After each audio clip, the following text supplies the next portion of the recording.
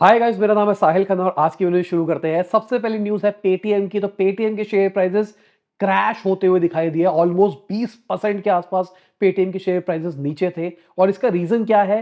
क्योंकि उन्होंने अपना पोस्ट पेड लोन का बिजनेस बंद करने की बात करी है, स्केल डाउन बेसिकली करने की बात करी है। उन्होंने बोला है कि अब हम बड़ी टिकट वाले लोगों के ऊपर फोकस करेंगे, स्मॉल टिकट के ऊपर नहीं करेंगे। इसका मतलब ये है जो 50,000 रुपए तक के बिजनेस लोन दे रहे थे वो नहीं देंगे अभी। अब न्यूज तो ये निकल के आ रही थी कि आदित्य बिरला ग्रुप से जो इनकी पार्टनरशिप है वो नहीं हो रही है, आदित्य बिरला ग्रुप बाहर जा रहा है। फिर खबरें निकल के आई कि नहीं भाई ये फेक न्यूज है। अब पता नहीं मार्केट जो क्रैश करी है क्या आदित्य बिरला ग्रुप वाली न्यूज के ऊपर करी है या फिर नहीं करी है, कल पता लगेगा मार्केट का क्या हाल होगा। बाकी ये नंबर सही नहीं है। अगर कोई कंपनी अपना लोन बिजनेस बंद कर रही है और वो कह रही है हाई टिकट का मतलब ये हो गया कि उन लोगों को अब लोन दिया जाएगा जो उनको लगता है ज्यादा सेफ है। मतलब जो उनका प्रीवियस डेटा था, अभी तक हम सुन रहे थे कि भाई पेटीएम ने इतना लोन दे दिया, पेटीएम ने इतना लोन दे दिया, इतना लोन दे दिया, नंबर इतनी तेजी से बढ़ रहे हैं।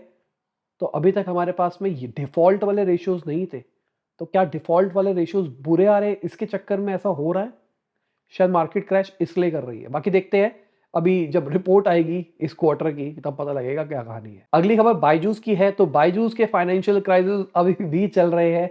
एम्प्लॉयज के जो पीएफ है वो भरे नहीं गए हैं। पीएफ सैलरी से कट गए हैं पर नहीं भरे गए हैं। बड़ी चीज है अगर देखा जाए तो। अभी बायजूस ने अपने घर को गिरवी रख के 4,000 करोड़ रुपए अपनी कंपनी में डाले हैं। तो उनको बिलीव है अपनी कंपनी के अंदर। पर 4,000 करोड़ रुपए आए कहां से, कई लोग ये भी सवाल पूछ रहे हैं। अगली खबर एमपीएल की है। तो उसने 814 करोड़ का रेवेन्यू रिपोर्ट किया है और 300 करोड़ का लॉस रिपोर्ट किया है फाइनेंशियल ईयर 23 के अंदर। जहां पर हम देख रहे हैं ये ड्रीम इलेवन जैसी कंपनियां जो है, जो भी इस कैटेगरी के अंदर आ रही है, वो आइडियली प्रॉफिट के अंदर चलनी चाहिए थी पर वो नहीं चल रही है। क्या ये जो नंबर है ऑल्सो इंक्लूड्स जीएसटी वाला सीन या फिर नहीं? बाकी जीएसटी वाला रूल तो अभी आया है ना? मैं गलत हूं तो नीचे कमेंट में बताना। जीएसटी वाला रूल तो इस फाइनेंशियल ईयर में आया ना, पिछले फाइनेंशियल ईयर में नहीं था। तो समझ में नहीं आई कहानी, इतना लॉस कैसे रिपोर्ट किया इन्होंने। अगर हम वैल्यूएशन की बात करके चले, $2.3 बिलियन की इनकी वैल्यूएशन है। लास्ट राउंड इन्होंने $150 मिलियन का किया था। वीडियो में आगे जाने से पहले आपको याद दिलाना चाहूंगा, आपने लाइक का बटन नहीं दबाया, लाइक का बटन दबा दो और चैनल को कर दो सब्सक्राइब। मैं ऐसी डेली बेसिस न्यूज आपके लिए लाता रहता हूं। अगली खबर जेप्टो की है। तो मंथली एक्टिव यूजर्स के अंदर ये सेकंड स्पॉट के अंदर आ गया है, जियो से आगे निकल गया है। अगर देखा जाए तो जो इनका डेली एक्टिव यूजर है वो 8% से बढ़ा है, मंथली एक्टिव यूजर 10% से बढ़ता हुआ दिखाई दिया है। जहां पर जियो मार्ट है 21% डेली एक्टिव यूजर घटा है, 17% मंथली एक्टिव यूजर घटा है। ये थोड़ा समझा रहता हूं, बहुत सारे लोगों के लिए ये डेटा समझ में नहीं आ रहा होगा। डेली एक्टिव यूजर्स ऐसे लोग जो कि डेली ऐप खोलते हैं, डेली देखते हैं। मंथली एक्टिव यूजर्स मतलब जो मंथ में एक बार तो खोल ही लेते हैं। तो जैसे हम इस बिजनेस न्यूज की बात करके चलते हैं, तो डेली एक्टिव यूजर्स का मतलब यह है जो रोज हमारी सारी वीडियोस देखते हैं। तो डेली जो यूजर्स है वो डेली एक्टिव हो गए।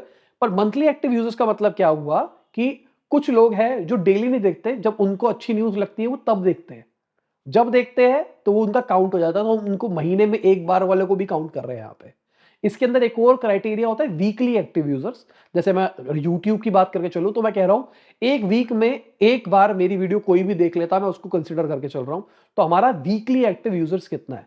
तो अगर मैं बिजनेस पॉइंट ऑफ व्यू से बात करके चलूं तो जो ग्रोसरी वाली कैटेगरी है, तो ये हमेशा चाहती है कि डेली एक्टिव यूजर बढ़े, कि रोज हमारी ऐप खोली जाए, रोज रोज रोज रोज खोले। तो डेली एक्टिव यूजर्स बढ़ने का मतलब है कि आपकी ऐप के अंदर ऐसा कुछ हो रहा है जिसकी वजह से रोज डेली खोल रहे हैं। और सबसे अच्छा मैट्रिक्स है, अगर आपका डेली एक्टिव यूजर बढ़ रहे हैं, दिस मींस आप कुछ अच्छा कर रहे हो। मंथली एक्टिव यूजर्स की अगर हम बात करके चले, खासकर ग्रोसरी वाली, तो ये हमको बताता है लॉन्ग टर्म हमारा व्यू कैसा रह रहा है। डेली तो बता रहा है कि हम अभी एक प्रमोशनल एक्टिविटी चलाई तो डेली बढ़ गया। मंथली बता रहा है किस तरीके से हम फ्यूचर में ग्रो कर रहे हैं, पूरे महीने कितने लोग रिटेन रह रहे हैं। तो मंथली एक्टिव यूजर्स ग्रोसरी जैसी कंपनीज के लिए इट्स गुड, पर इनके लिए डेली ज्यादा इंपॉर्टेंट है। अगर हम मंथली की बात करके चले तो Amazon जैसी कंपनीज हो गई, जहां पर लोग ई कॉमर्स बड़े प्रोडक्ट्स ऑर्डर कर रहे हैं। ग्रोसरी की बात नहीं कर रहा हूं, मैं नॉर्मल सेगमेंट की बात कर रहा हूं। तो शायद उनका मैट्रिक्स डेली एक्टिव यूजर्स नहीं होगा, वीकली या फिर मंथली होगा। वो चाहते हैं हफ्ते में एक बार कोई ना कोई हमसे ले या महीने में एक बार कोई ना कोई हमसे ले। अब फिर से बात करते हैं जेप्टो के बारे में। तो जेप्टो ने 3 लाख से 4 लाख डेली ऑर्डर्स प्रोसेस करे हैं, जिसका एवरेज साइज है 400 से 500 रुपया। अगेन ये मैट्रिक्स भी बहुत अच्छा है। एवरेज ऑर्डर वैल्यू 400 से 500 रुपए का मतलब कंपनी प्रॉफिट की डायरेक्शन में जा रही है। मुझे ऐसा लगता था ये जितनी भी हाइपर लोकल वाली जो एप्स आ रही है, जो 10 मिनट में डिलीवरी कर रही है, इनका जो एवरेज ऑर्डर वैल्यू होता होगा वो 200 रुपए 150 रुपए के आसपास होता होगा। पर यहाँ पे नंबर्स अच्छे आ रहे हैं। मैंने एक वीडियो बनाई थी दूध वाला के फाउंडर के साथ में, उसको देख लेना। उसमें हमने पूरा समझा रखा है कि किस तरीके से ग्रोसरी वाला बिजनेस प्रॉफिटेबल हो सकता है। तो ये जो नंबर आ रहे हैं, शायद जेप्टो प्रॉफिटेबल हो सकता है। सब लोग क्रिटिसाइज कर रहे थे इस ऐप को, मैं भी कर रहा था, मैं अभी भी कर रहा हूं वैसे तो। पर ये नंबर एक अंदर से अच्छी फील दिखा रहा है इनके लिए कि भाई हाँ ये शायद प्रॉफिटेबल हो सकते हैं। बाकी अगर डिज्नी प्लस हॉटस्टार की बात करके चले ना, तो यहाँ पर डेली एक्टिव यूजर्स की हम बात करके चल रहे हैं 93 मिलियन, मतलब 9 करोड़ 30 लाख। और मंथली एक्टिव यूजर्स 474 मिलियन। कितना हो गया 474 मिलियन? नीचे कमेंट के अंदर बताओ। तो भाई ये नंबर तो बहुत बढ़ गया, और ये लीडर है अगर देखा जाए डेली एक्टिव यूजर्स और मंथली एक्टिव यूजर्स के अंदर। और इसका वन ऑफ द रीजन था वर्ल्ड कप दिखाया इन्होंने। अभी तक हम देख रहे थे जियो ने भाई फ्री में आईपीएल दिखा के ये कर दिया वो कर दिया, पर वर्ल्ड कप फ्री में दिखा के हॉटस्टार गेम ले गया। अब अगर जियो की बात कर रहे हैं तो उनकी एक कंपनी हैप्टिक की बात कर लेते हैं, तो उन्होंने अपना जनरेटिव एआई प्लेटफॉर्म निकाला है जहां पर चैट बॉट्स को बिल्ड किया जा सकता है। जो इनका ई कॉमर्स प्लेटफॉर्म है, टीरा, स्टारबक्स और इंडियन स्कूल ऑफ बिजनेस जैसे बड़े लोग इसको पहले यूज कर रहे हैं पायलट प्रोग्राम के अंदर ही। अब बेसिकली ये क्या कर रहे हैं, ये जीपीटी का 3.4 और 4 मॉडल का यूज करके चैटबॉट बनाने का ऑप्शन दे रहे हैं, जो कि बहुत ही अच्छी चीज है मेरे हिसाब से। इसके अंदर आपके पास में टेक्स्ट, ऑडियो और इमेजेस सबका ऑप्शन दे रहे हैं। इमेजेस देखा जाए तो रिलेटिवली वेरी न्यू है, अभी रिसेंटली इन्होंने इमेज वाला मॉडल रिलीज किया है और ये उसके अंदर फीचर दे रहे हैं। This is good. 2019 के अंदर रिलायंस ने 87% हैप्टिक के एक्वायर कर लिए थे $100 मिलियन के अंदर, और बाकी जो बची इक्विटी है वो अभी के टाइम पे फाउंडर्स के पास में है। अब अगर हम एआई की बात कर रहे हैं तो एक कंपनी है श्रवम करके, उन्होंने $41 मिलियन रेस करे हैं, और ये सिर्फ 5 महीने पुरानी एआई स्टार्टअप है। 5 महीने में $41 मिलियन रेस करना इज अ बिग थिंग। और अभी उनका मॉडल आया भी नहीं है मार्केट के अंदर। ये एक लार्ज लैंग्वेज मॉडल बना रहे हैं जो कि इंडियन लैंग्वेजेस के ऊपर फोकस करने वाला है और बिजनेसेस के ऊपर फोकस करेगा बेसिकली, और अलग अलग एप्लीकेशन के अंदर यूज करेगा। जल्दी ही अपना पहला मॉडल निकालने वाले हैं, तो देखने वाली बात है भाई कैसा होगा कैसा नहीं होगा। बाकी बिजनेस पॉइंट ऑफ व्यू से देखा जाए तो एआई बहुत अच्छी हेल्प कर सकता है बिजनेस की। अगर हम एचडीएफसी, एक्सिस बैंक की बात करके चले तो वो भी एआई के अंदर फोकस करने वाले हैं अपने कस्टमर ऑपरेशंस और लोन ऑटोमेशन के लिए। तो मुझे लगता है कि यहां पर आराम से एआई यूज किया जा सकता है। अगली खबर एनवीडिया की है। एनवीडिया ने बोला है हुआवे उनका सबसे बड़ा कॉम्पिटिटर है एआई चिप मेकिंग के अंदर। और मुझे लगता है कि जो यूएस वर्सेस चाइना वाली बैटल चल रही है, जिसके अंदर यूएस कहीं ना कहीं बहुत रेगुलेशन लगा रहा है एनवीडिया के ऊपर कि आप चाइना के अंदर चिप नहीं बेच सकते, चिप नहीं बेच सकते, चिप नहीं बेच सकते, ये बहुत गलत चीज कर रहा है यूएस अपने लिए ही। क्योंकि आप क्या कर रहे हो, हुआवे पहली बात एआई चिप्स बना पा रहा है, एआई जीपीयूज बना पा रहा है। हाँ, एनवीडिया जितने पावरफुल नहीं है पर वो बना पा रहा है। अब अगर चाइना गवर्नमेंट चाहे तो अंधा सपोर्ट कर सकती है हुआवे को, वो रेगुलेशन लगा सकती है एनवीडिया नहीं बिकेगा चाइना के अंदर, और वो अंधा पैसा दे हुआवे को, और क्या पता हुआवे धीरे धीरे करके एनवीडिया से अभी आगे निकल जाए। तो ये मेरे को लगता है कि अगर आप कंपटीशन को बनने ही ना दो, आप चाइना के अंदर पहले ही एनवीडिया को पेनिट्रेट करने दो जितना करना है, तो हुआवे खड़ा नहीं हो पाएगा। हुआवे को हमेशा यूएस मारने की कोशिश करता है, कहीं ना कहीं उसको हमेशा बैन करने की कोशिश करिए कि भाई उसमें रेगुलेशन है, कहीं ना कहीं उसमें चाइनीज गवर्नमेंट जुड़ी हुई है, ये हो रहा है वो हो रहा है।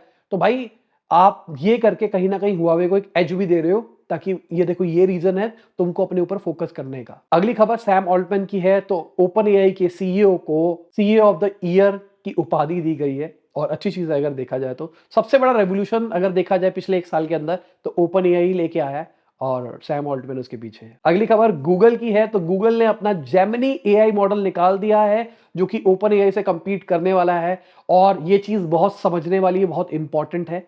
अब जिन लोगों को एआई में इंटरेस्ट भी नहीं है वो भी सुनो और समझो कि क्या बोलना चाह रहा हूं।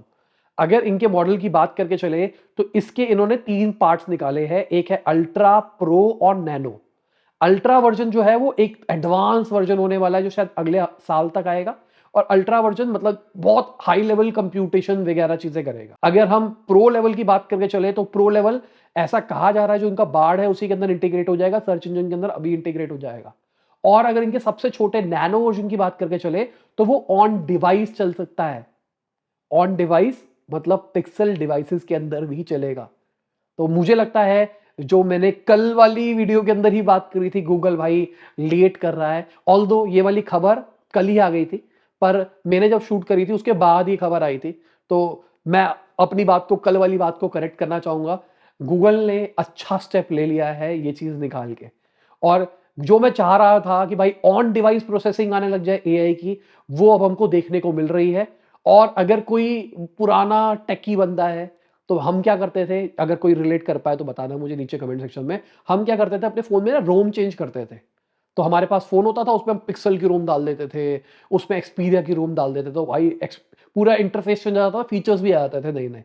तो उसके टाइम पे अगर आपने कभी किया हो तो उसके टाइम पे हम गूगल प्ले सर्विसेज के भी अपडेट्स करते थे। तो उसके अंदर भी ये नैनो शैनो आते थे। नैनो के अंदर खाली एक दो सर्विसेज ही आती थी, बाकी चीजें नहीं आती थी। तो ये वहीं से शायद नाम निकल के आ रहा है। और हो सकता है कुछ टाइम के बाद ये चीजें पोर्ट होने लग जाए। पोर्ट होने का मतलब है अभी जो पिक्सल में फीचर्स काम कर रहे हैं, आप उसको पोर्ट करके किसी और एंड्रॉइड डिवाइस में चला पाओ। और एंड्रॉइड डिवाइस क्यों, आपके विंडोज के अंदर भी चलने लग जाए। ऑल दो विंडोज 12 के अंदर ये चीज आने वाली है ऑन डिवाइस। बाकी मैं तो बहुत एक्साइटेड हो गया ये प्रोडक्ट आने से। मैं दिल से चाह रहा था कि भाई कोई ऑन डिवाइस प्रोसेसिंग आए एआई के ऊपर, और वो आ रही है। अब एक और चीज समझाता हूं। मेरे पास में पिक्सल है, और पिक्सल के अंदर अगर मैं ऑडियो रिकॉर्ड करता हूं वो ट्रांसक्राइब लाइव करता है ऑफलाइन। मतलब मैं बोलता हूं और वो सीधा लिखता रहता है क्या हो रहा है क्या नहीं हो रहा। मैं दिखाता हूं, तो मैं आपको करके दिखाता हूं क्या समझाने की कोशिश कर रहा हूं। मैंने अपने रिकॉर्ड पे बटन दबाया है और मैं बोल रहा हूं, हाय गाइस मेरा नाम है साहिल खन्ना। और आप देख सकते हो सामने लिखा हुआ आ रहा है जो भी मैं बोले जा रहा हूं। और ये ऑन डिवाइस प्रोसेसिंग हो रही है और साथ के साथ ये करे जा रहा है उसको करेक्ट, जो भी मैं बोल रहा हूं। और ये समझ पा रहा है कॉन्टेक्स्ट पूरा का पूरा। अब समझने की कोशिश करो। अब मेरी आवाज तो आराम से समझ पा रहा है ऑन डिवाइस। अब ऑन डिवाइस आपने इसको पावर भी दे दी मेरी बात को समझ के एनालाइज करने की। समझ नहीं रहे क्या क्या चीजें हो पाएगी। जो अभी तक हम चैट जीपीटी से बातें कर रहे हैं ना, वो ऑन डिवाइस विदाउट इंटरनेट चल पाएगी। शायद उस लेवल की नहीं, पर बहुत सारी चीजें आराम से हो पाएगी। मैं तो बहुत एक्साइटेड हूँ उस चीज को लेके। अब मैं एआई के एडवांसमेंट में इतना एक्साइटेड क्यों हूं, क्योंकि भाई 100 मिलियन यूजर्स क्रॉस हो गए हैं 5G के। क्योंकि 5G इंटरनेट स्पीड बढ़ जाएगी तो एआई का यूज करना भी और आसान होता चला जाएगा। अगर मैं अपनी गवर्नमेंट की बात करके चलूं तो उनका कहना है कि भाई इंडिया के अंदर 1,14,000 से ज्यादा रिकॉग्नाइज स्टार्टअप्स हो चुकी है। और ये बहुत अच्छी बात है देखा जाए तो। अगली खबर अडानी ग्रुप की है। तो अडानी ग्रुप की रैली फिर से कंटिन्यू है। बढ़ते जा रहे हैं भाई share prices. 14.8 lakh crore market cap hit कर गया है। गौतम अडानी 14th नंबर पे पहुंच गए हैं और वो 6 बिलियन ही पीछे है मुकेश अंबानी से। 6 बिलियन के बाद में फिर वो इंडिया के सबसे रिचेस्ट बंदे बन जाएंगे। बहुत बड़ी चीज है। अगर हम अडानी इलेक्ट्रिसिटी की बात करके चले तो गौतम अडानी ने बोला है 60% जो इलेक्ट्रिसिटी मुंबई को मिलेगी 2027 तक वो रिन्यूएबल होगी। ये अगेन बहुत बड़ी चीज है। अगर हम अडानी पोर्ट्स की बात करके चले तो वो एसपी ग्रुप को एक्वायर कर रहा है ओडिशा के अंदर। अब देख रहे हो जैसे ही अच्छी खबरें आनी शुरू हुई है, पॉजिटिव चीजें आनी शुरू हुई है, तो अडानी ग्रुप सामने से आके बोल रहा है कि भाई हम ये करने वाले हैं, हम ये करने वाले हैं, हम ये एक्वायर कर रहे हैं, ये कर रहे हैं। पर जब नेगेटिव डाउनफॉल चल रहा था, सब नेगेटिव बातें कर रहे थे, तो वो भी कह रहे थे हम अपने खर्चे कम कर रहे हैं, यहां से पैसे बचा रहे हैं, यहां से पैसे बचा रहे हैं। तो मार्केट कितना बड़ा इंपैक्ट डालती है समझो। अगली खबर टाटा पावर की है। तो छठी कंपनी बन गई है टाटा ग्रुप के अंदर जो 1 लाख करोड़ से ऊपर की मार्केट कैप पे आ गई है। अगली खबर हमारी फाइनेंशियल मिनिस्टर की है। उन्होंने कह दिया है बजट के अंदर, डोंट एक्सपेक्ट एनीथिंग नया, कुछ नहीं मिलने वाला इस बजट के अंदर, कुछ भी बड़ी चीज नहीं होगी। और एक्सपेक्टेड था, इलेक्शन ईयर है तो ऐसा देखते हैं हम कि इलेक्शन के टाइम पे ज्यादा रिस्क नहीं लिए जाते। अगर हम आईटी मिनिस्टर की बात करके चले, उन्होंने बोला है कि जो डोमेस्टिक इलेक्ट्रॉनिक की मैन्युफैक्चरिंग है वो 4 गुना बढ़ती हुई दिखाई दी है। 8,22,000 करोड़ पे पहुंच गई फाइनेंशियल ईयर 23 के अंदर। अगली खबर बैंक ऑफ कनाडा की है। तो उन्होंने इंटरेस्ट रेट नहीं बढ़ाई है, 5% पे ही रखा है। फिर भी 22 साल पे सबसे ऊंचा नंबर है ये। अगली खबर स्टारबक्स की है। तो स्टारबक्स ने $11 बिलियन की वैल्यूएशन लूज करी है क्योंकि उनको बाइकॉट झेलना पड़ रहा है। कुछ टाइम पहले एक ट्वीट किया गया था पैलेस्टीन के खिलाफ, उसके बाद से इनके शेयर प्राइसेस घटते हुए दिखाई दे रहे हैं। पिछले 12 सेशन से डिक्लाइन दिखाई दे रहा है। 1992 से पहली बार ऐसा देखना मिला है कि इतना लंबा डाउनफॉल दिखाई दे रहा है। अगली खबर स्पेसएक्स की है, तो स्पेसएक्स इन्वेस्टर्स को अप्रोच कर रहा है 175 बिलियन डॉलर की वैल्यूएशन के ऊपर पैसा रेज करने के लिए। बहुत बड़ी गई है वैल्यूएशन। अगर हम टिकटॉक की पेरेंट बाइटडांस की बात करके चले तो वो भी बायबैक कर रहा है अपने शेयर्स को 268 बिलियन डॉलर की वैल्यूएशन के ऊपर। जितना मुझे याद आ रहा है 300 बिलियन डॉलर की वैल्यूएशन कभी थी इन कंपनी की, अब घटती हुई दिखाई दी है। बाकी अगर हम मार्केट की बात करके देखें तो आप देख सकते हैं कौन बढ़ा कौन घटा। ओवरऑल इंडेक्स थोड़ा सा नीचे था, अडानी पोर्ट्स हमको ऊपर दिखाई दे रहा है क्योंकि पॉजिटिव खबरें हमको दिखाई दी है और ये लोग हैं हमारे सपोर्टर्स जिनकी वजह से डेली हम आप तक बिजनेस न्यूज ला पाते हैं। Thank you for supporting us. अगर आप भी हमको सपोर्ट करना चाहते हैं, नीचे ज्वाइन का बटन दबा सकते हैं और हमको सपोर्ट कर सकते हैं। और इसी के साथ आज की न्यूज खत्म होती है। उम्मीद करता हूं आपको मजा आया होगा। लाइक कर देना, शेयर कर देना, कमेंट बताना वीडियो कैसी लगी। बाय, गुड नाइट, शब्बा खैर, खुदा हाफिज, गुड मॉर्निंग आफ्टरनून, जब भी आप वीडियो देख रहे हैं। जय हिंद, वंदे मातरम।